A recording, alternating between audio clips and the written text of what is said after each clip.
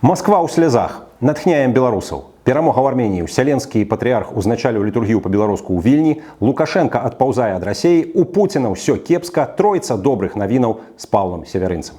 Раз на тыдзень мы сустракаемся, каб разабрацца, што адбываецца ў Беларусі і ў свеце, вакол нас і ў нас саміх. Подписывайтесь на наш канал. Калі вы подпишетесь просто падчас прагляду відэа, яго пабачыць большая колькасць людзей. Для нас гэта вельмі важна, бо Беларусі так патрэбныя добрыя навіны.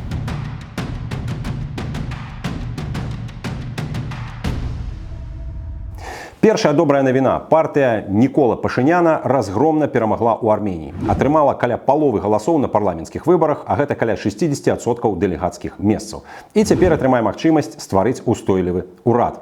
Прарасійская апазіцыя, складзеная з армянскіх алігархаў і карупцыянераў яшчэ савецкага часу, правалілася. Чаму для Беларусі гэта так важна? Таму што Арменія гэта самая залежная ад Расіі постсавецкая краіна пасля Беларусі. І тое, як Арменія сыходзіць ад Расіі, ясны шлях для нас, беларусаў. Арменія лежыць на стыку цывілізацыяў, як і Беларусь. Арменія – першая хрысціянская дзяржава ў свеце. У 301 годзе нашай эры, за 17 гадоў да міланскага эдыкту рымскага імператара Канстанціна, Рыгор Асветнік стаў першым каталікосам усіх армян. І гістарычна хрысціянская Арменія, каб выжыць у атачэнні мусульманскіх Турцыі, Азербайджана, абапіралася на Расею. У яе проста не было выбару. Расія гэтым, канечне, карысталася і ўрэшце ператварыла Арменію ў калонію, а потым і Савецкую Рэспубліку, дзе хрысціянства наўпрост выкаранялася. Нават цяпер, праз 35 гадоў пасля развалу Савецкага Саюза, у Арменіі стаіць расійская вайсковая база ў Гюмры. Энергетыка пад кантролем РФ. На мяжы яшчэ да пачатку 2026 года стаяў кантроль ФСБ. Вы не ведалі? Газавая сетка, як і ў Беларусі, пад кантролем Расіі. Палова армянскай дыаспоры і львіная доля экспарту – Расія. Карацей, Арменія – мадэль Беларусі, толькі на Каўказе. Рэвалюцыя, якую зрабіў Пашынян у Арменіі 8 гадоў таму, была для Расіі шокам. Увесь гэты час Крэмль ужываў усе магчымыя рычагі, каб вярнуць поўную залежнасць Еревана ад Масквы. І часцяком это ўдавалася. Пуцін прымушаў Арменію да сяброўства ў сваіх структурах, шантажаваў, але не абараніў Нагорны Карабах ад наступу Азербайджана. Армяне абурыліся. Навошта падтрымліваць Расію, калі яна не змагла абараніць нас нават ад Аліева?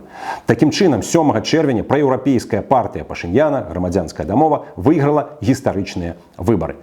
Пуцін спрабаваў масава паразнарацца накіраваць прарасійскіх армянаў з усіх рэгіёнаў РФ на галасаванне, але Арменія ў адказ пачала ўручаць прыезджым позвы ў войска. Лагічна, хочаш выбраць шлях для Арменіі, удзельнічай у яе абароне. План завозу 5-й калоны сарваўся. Адзіная памылка Пашыняна ў гэтай кампаніі тое, што ён наехаў на армянскую апостальскую царкву. Пасля паразы ў Нагорным Карабаху царква заклікала Пашыняна сысці ў адстаўку, у адказ ён пачаў крымінальны пераслед іерархаў, вернікі абурыліся і прарасійская апазіцыя раптам атрымала шанец на рэванш, які ледзь не прывёў да паразы еўрапейскай перспектывы Арменіі. Зрэшты, Пашынян урэшце-рэшт зарыентаваўся, дамовіўся з часткай духавенства і падчас кампаніі раскол удалося ў значнай ступені пераадолець. У Грузіі падобны наезд на царкву 14 гадоў таму скончыўся катастрафічна. Саакашвілі прайграў выбары грузінскай мары і Грузія вярнулася пад кантроль Крамля. Таму яшчэ адзін урок Арменіі для Беларусі. Пра еўрапейскім сілам у Беларусі трэба разумець, канфлікт дэмакратычнай апазіцыі, ці то з каталіцкім касцёлам, ці з пратэстантамі, альбо адпрэчванне ролі царквы ў грамадстве наогул можа прывесці да агульнага правалу. А пакуль адзначаем перамогу вольнай Арменіі над Крамлём і прыглядаемся да армянскага шляху пасля выбараў. Масква выцірае слёзы. Крэмль у мінусе, Беларусь у плюсе.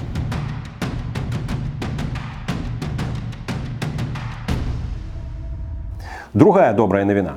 У той жа дзень, 7 чэрвеня, уселенскі патрыарх Варфаламей I у Вільні у Трынопольскай царкве узначаліў літургію для вернікаў Канстантынопольскага патрыархату, літоўцаў, украінцаў, беларусаў. І на гэтай патрыяршай літургіі упершыню ў гісторыі прагучала беларуская мова. Дзякуючы парафіі айца Георгія Роя, частка спеваў, чытанняў патрыяршага набажэнства ў Вільні выконвалася па-беларуску. І аснову хору складалі нашыя вернікі, у тым ліку і знакаміты хор «Унія».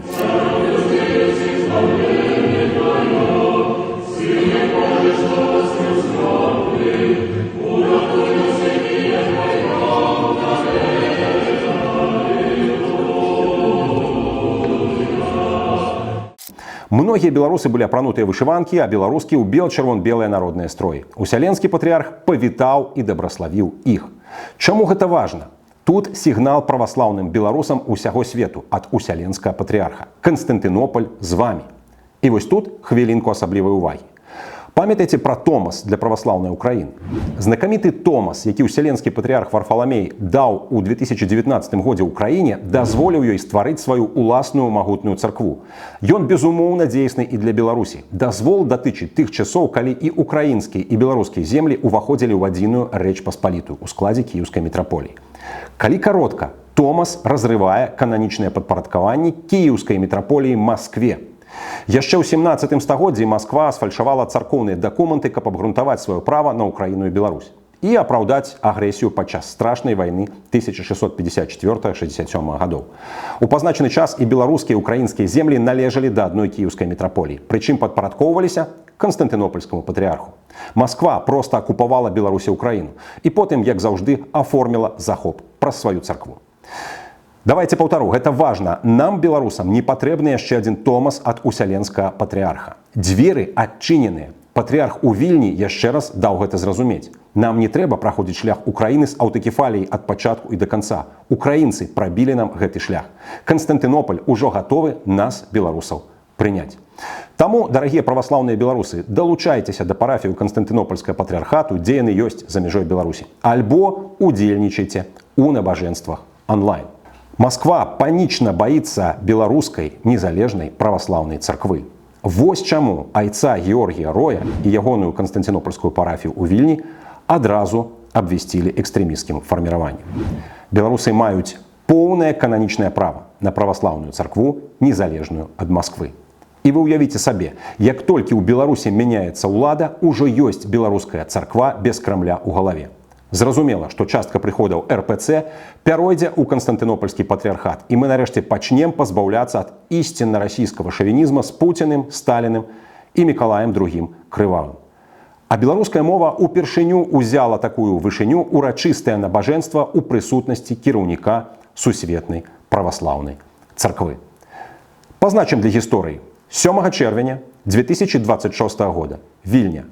Ісус Христос размаўляе па-беларуску.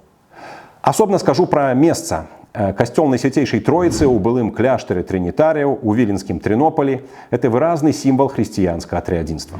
У 19 стагоддзі касцёл быў ператвораны ў царкву, прычым іканастас распісваў наш геніяльны мастак Іван Хруцкі. Вернуты каталікам і вось прадастаўлены праваслаўным Літвы для патрыяршага набажэнства. А назва мястэчка Трынополь прароча утвораная ад спалучэння словаў Тройца і Канстантынополь. Патрыярх Варфаламей, айцец Георгій Рой, айцец Александр Кухта, вернікі віленскай парафіі даюць усім беларусам ясную праваслаўную альтэрнатыву РПЦ. Беларускую, брацкую, адкрытую для свету і вернікаў іншых канфесіяў. Сам прысутнічаў на цяпер ужо эпахальнай літургіі ў Трынополі. Поўная царква людзей, дыпламаты, прэса. Пасля набажэнства падараваў усяленскаму патрыярху сваю кнігу «Беларусь – гэта святое». Такім чынам радуемся і молімся, каб Беларусь нарэшце аднавіла праваслаўную царкву, незалежную ад Крамля. Патрыярх у Вільні, РПЦ у мінусе, Беларусь у плюсе.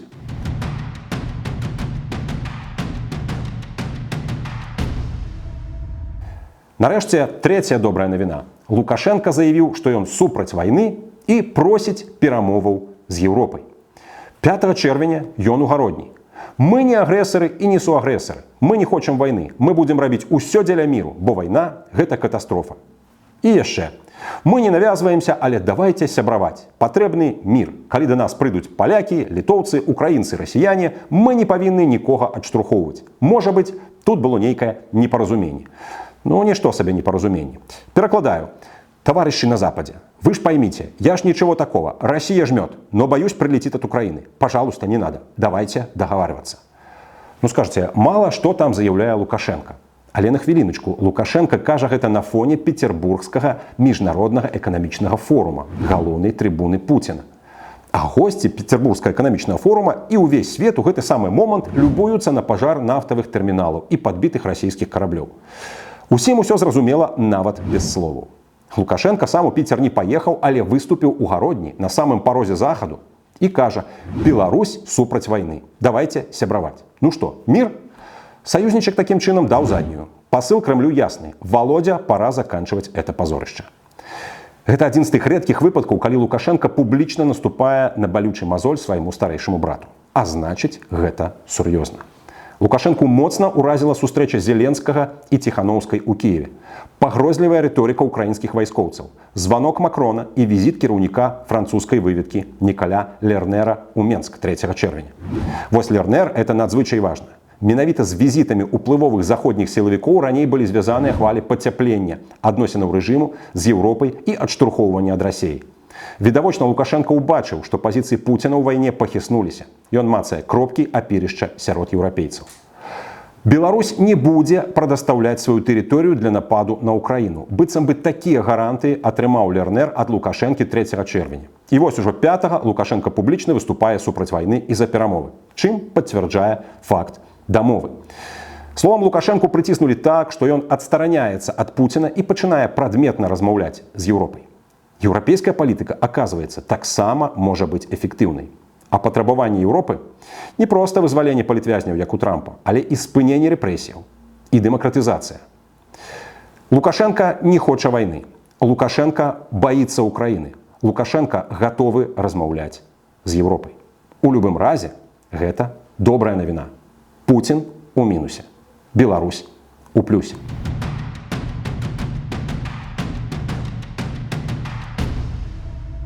Насамрэч, усе добрыя навіны на тыдні яны пра адно. У Расіі справы швах. Канчаткова сышла Арменія, беларусы хочуць праваслаўе без Крамля, Украіна громіць перадавую і тылы, і вось нават Лукашенко шукае, як бы пахутчэй нырнуць у кусты. Масква у слязах. Вось калі Масква пачне не проста раняць слёзы, але і рыдаць, калі бухнецца на калені і пачне каяцца за тое, што нарабіла, тады ў Расіі ёсць шанец стаць нармальнай краінай. Каяцца за Украіну, за Беларусь, за ўсё зло, зробленае ў свеце. І за свой уласны няшчасны народ, даведзены да дзікага стану. Бо так жыць нельга. Пажары заводаў і нафтабазаў, пахаронкі з фронту і поўны беспрасвет. Неба ў дымах і дронах. Масква занадта доўга не верыла слязам. Цяпер давядзецца. Масква хай плача, а Беларусь будзе жыць. Падпісвайцеся на наш канал і далучайцеся. Будзем натхняць беларусаў разам. Верым, можам, пераможам.